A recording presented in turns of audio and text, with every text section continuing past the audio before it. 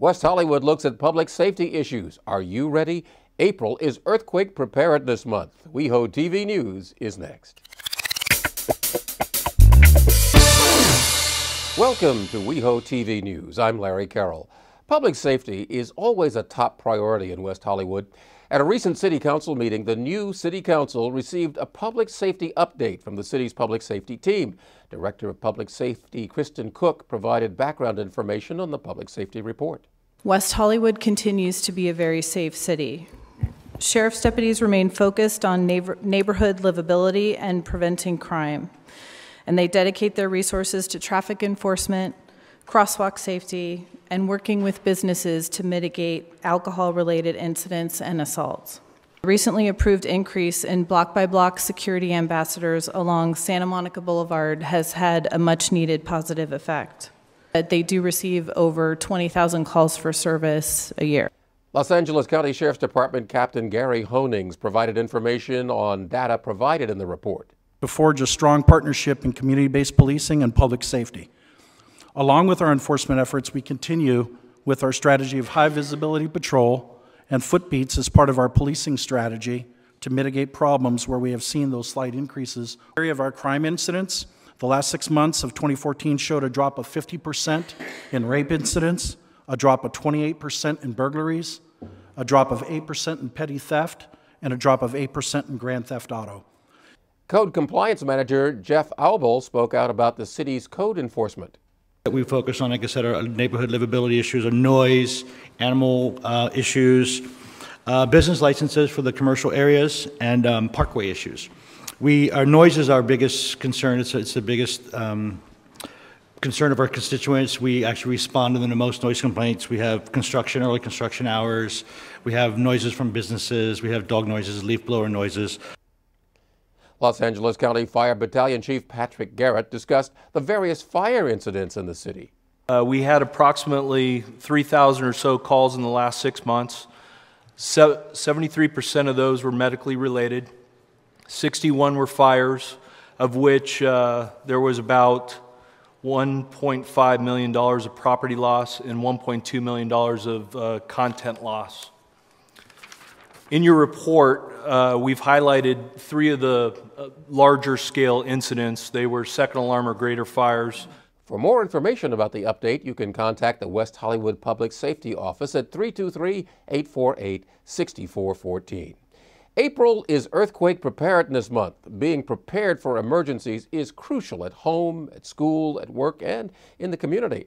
An earthquake can force you to evacuate your neighborhood, your workplace, or school, or confine you to your home. What would you do if basic services like water and gas and electricity, telephones, ATMs were all cut off? In a major earthquake, it might be several days before vital services are restored. So let's make this month all about preparing your home and work areas for earthquake safety. West Hollywood residents can prepare for emergencies by taking a few simple steps, putting together a disaster kit, making an emergency plan, and staying informed. Talk to your neighbors about how you can work together in the event of an earthquake or other emergency.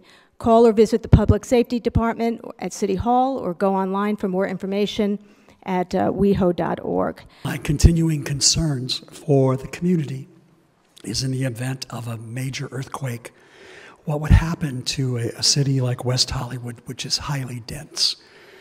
It was the fires in San Francisco that destroyed San Francisco, much more so than the earthquake itself. We have an aging water system, water pipes that are 100 years old under us. We are highly dense, as we all know, 20,000 people per square mile with apartments on top of apartments.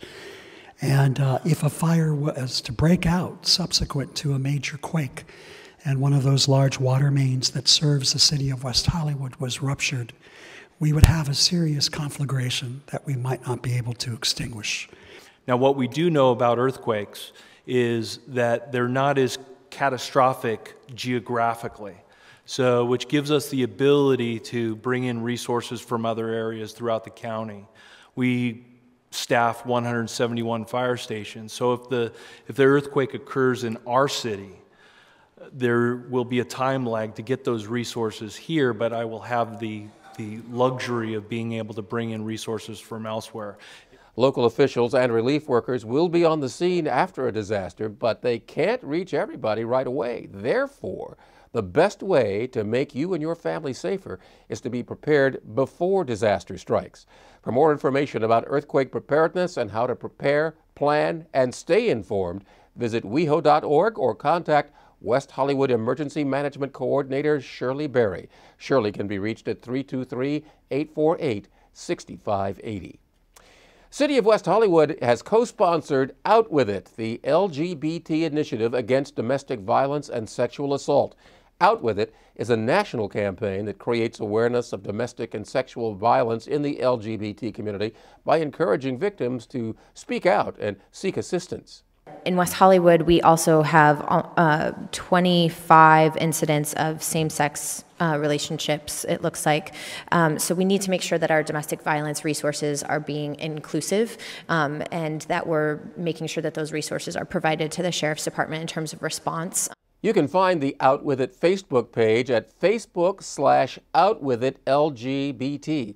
For more information about the Out With It campaign, call the West Hollywood City Council offices at 323-848-6460. It is a real challenge to improve pedestrian safety at crosswalks while maintaining traffic flow, especially along busy streets like Santa Monica Boulevard.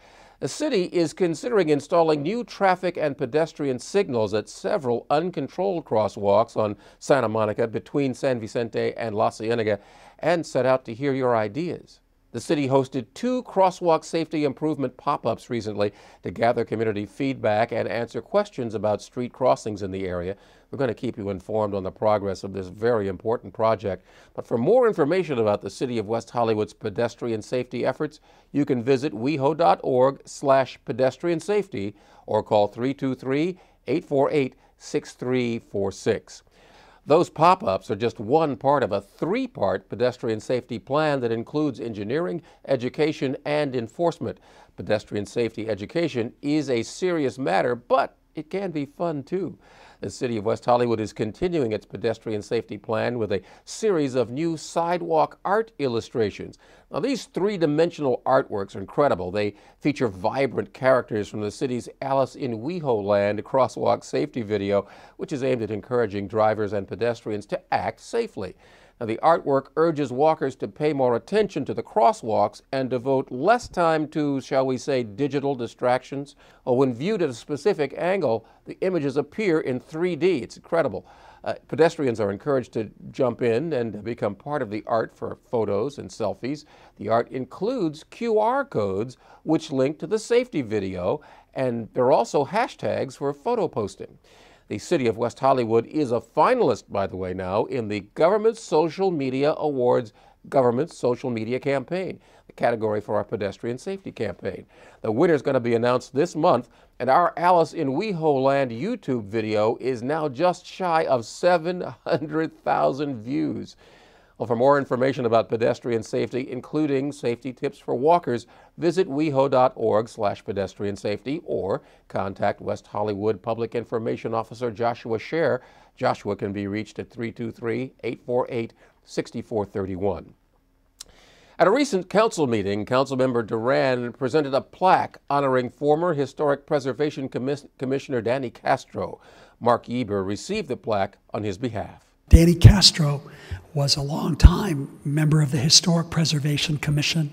He served as an at-large commissioner on that commission for 9 years, and being an at-large on the Historic Preservation Commission is a really tough spot to be, given the amount of balancing that's required. And he left, and we didn't get a chance to acknowledge him or thank him for his many years of service. Mark Yeber is here tonight to accept the award on behalf of his friend Danny Castro. Mayor D'Amico presented a proclamation to Mason Summer on behalf of DMV Donate Life California Month. April is DMV Donate Life Month, and we're really trying to raise awareness of the importance of registration of organs for organs and tissue donation. Nationally, 123,000 people currently are registered to receive organs. 22,000 of those are Los Angelinos, and unfortunately, 21 of those individuals will die each month waiting for an organ. Councilmember Horvath presented a proclamation honoring Bambi Salcido and her work with the LGBTQ community. Bambi Salcido. She's a highly regarded, nationally and internationally recognized transgender activist. Her advocacy work earned her numerous awards, including the ability to speak at the White House during a Women's History Month briefing on transgender women of color. And so I wanted to extend this proclamation on behalf of myself and all of the council members, our entire city, to thank you for your work. Councilmember Meister presented plaques to outgoing commission and advisory board members. I'd be honored to present you with a plaque for your years of service to the city. Candace Alulian Baruchim, Arts and Cultural Affairs, 2011 to 2015. Stephen Kay, Business License, 2012 to 2015. Paul Rice, Historic Preservation, 2008 to 2015. Anne Marie Williams, Human Services, 2011-2015. David Agai, Planning Commission, 2011 to 2015. Gregory Woodell, Public Facilities, 2003 to 2015. Chris Clarkin, Public Safety, 2008 to 2015. David Gregoire, Rent Stabilization, 2000 to 2015. David Eichmann, Transportation Commission, 1994 to 2015. That's impressive. Jeff Yarbrough, East Side Working Group, 2014 to 2015. Louise Smith, Disabilities Advisory Board, 2013 to 2015. Elizabeth Sandberg, LGAB, 2004 to 2015. Jeffrey Wack, LGAB, 2013 to 2015. Andrei Pronin, Russian Advisory Board, 2011 to 2015. Esther Baum, Seniors Advisory Board, 1996 to 2015. Coca Lachine, Transgender Advisory Board, 2009 to 2015, and Ann Toole, Women's Advisory Board, 2013 to 2015. The West Hollywood Women's Advisory Board and the West Hollywood Chamber of Commerce hosted their 20th anniversary of the Women in Leadership Awards. The ceremony and reception took place again this year at Phyllis Morris Originals. But I think women are starting to be recognized more as great leaders. And so tonight is our opportunity of celebrating great women who lead us, who challenge us, who inspire us to be great, who inspire us to follow in a great vision. And that's who we're celebrating tonight. At JVS, we are deeply committed to helping women assume positions of leadership in all fields. We have a wonderful career mentoring program that is highlighted along with all of our programs for women in crisis or transition at our annual Women to Women Conference. Thank you so much for this recognition of the work JVS does on behalf of women in need in West Hollywood and throughout the greater Los Angeles community. Together, we are making a difference.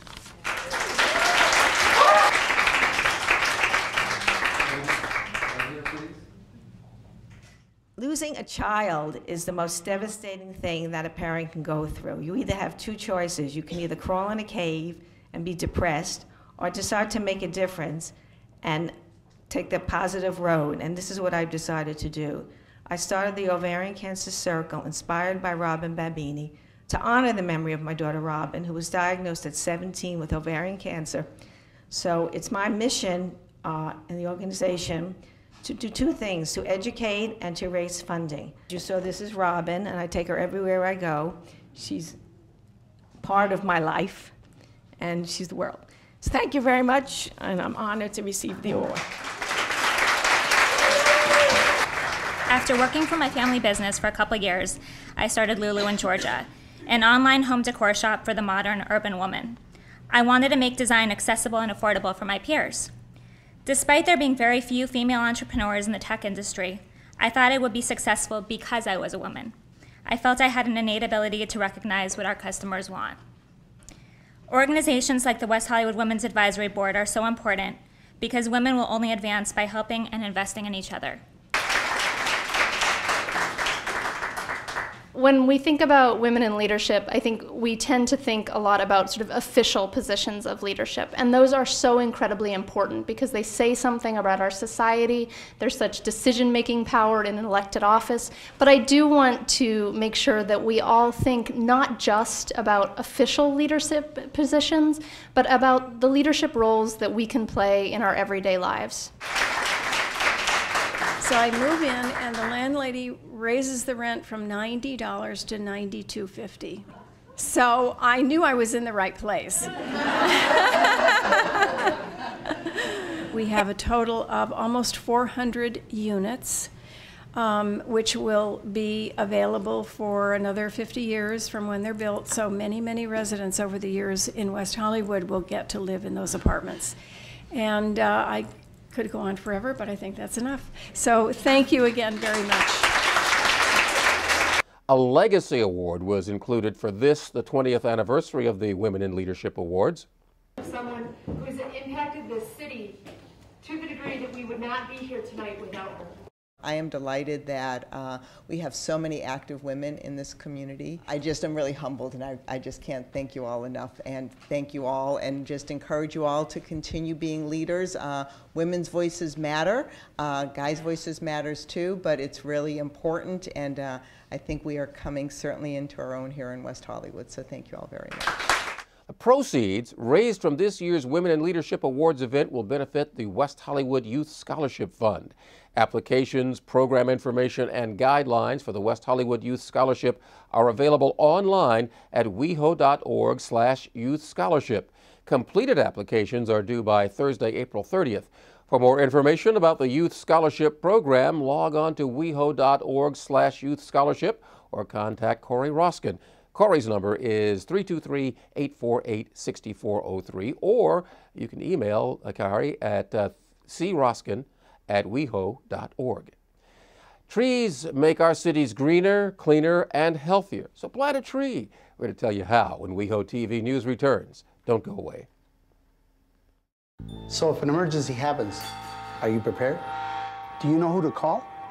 Do you have a meeting place? An emergency can happen at any time. You need to be ready. A family's a team. So take a few minutes and put a family emergency communications plan together as a team. Check out Lgbt.org for all the info. Just be ready, prepare together. All right, let's go, come on! This ball is not gonna play itself. Sometimes it seems she's all alone in this drought. People not aware of how serious things are. We can't waste another minute wasting water. It's time to conserve even more and show California the love she deserves. Be California friendly. Go to BeWaterWise.com for tips and rebates. And don't waste another minute wasting water. What are you guys doing? We're cleaning up the park. And earning community service hours for a college scholarship. What? Oh yeah, the City of West Hollywood is offering scholarships of $1,500 to students graduating from high school who want to go to college or vocational school. You have to live in West Hollywood. And complete at least 150 hours of community service. Sounds good. How can I earn community service hours? We're doing it by working the city's youth leadership program here at Plummer Park. We help with city events. Like the Halloween Carnival, West Hollywood Book Fair, and movies at the park. We also do craft fairs and other projects. I do my community service with other nonprofit agencies here in the city. But you've got to coordinate your volunteer hours with the city first. What can I use the scholarship money for? Books, tuition, transportation to and from school. Really any expenses you might have at college. How can I get in this program? Easy. You can pick up an application right here at Plummer Park. Or you can get one at City Hall, West Hollywood Park, or the West Hollywood Library. Yeah. This is great. I'm going to apply right now.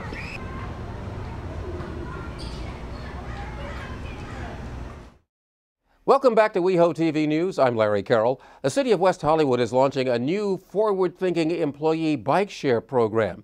Now, the pilot program makes 10 bicycles available to city employees to borrow on a short-term basis to run work-related trips without using a car, as well as to commute between City Hall and local satellite parking garages. City is also actively pursuing development of a city-wide bike share program for the general public and is currently collaborating with neighboring cities and county agencies and conducting a feasibility study on public bike share.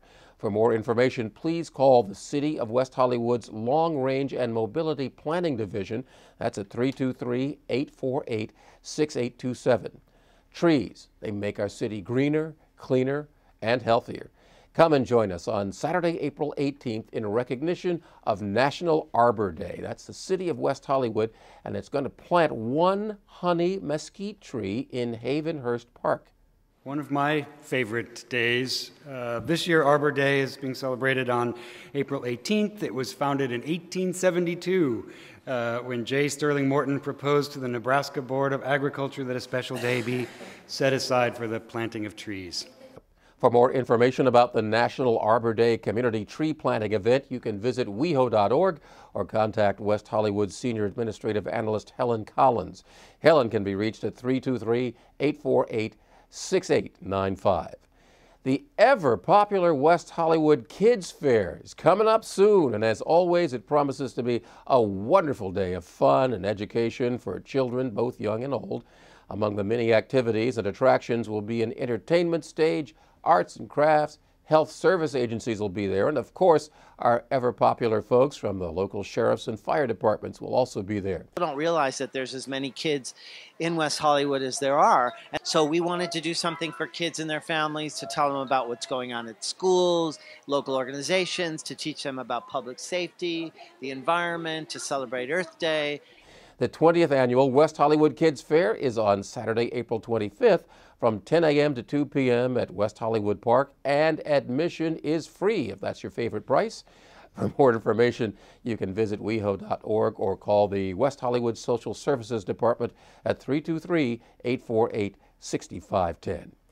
Well, that's it for this edition of WeHoTV News. For more information about the stories you've seen here, you can always go to our award-winning website at WeHo.org.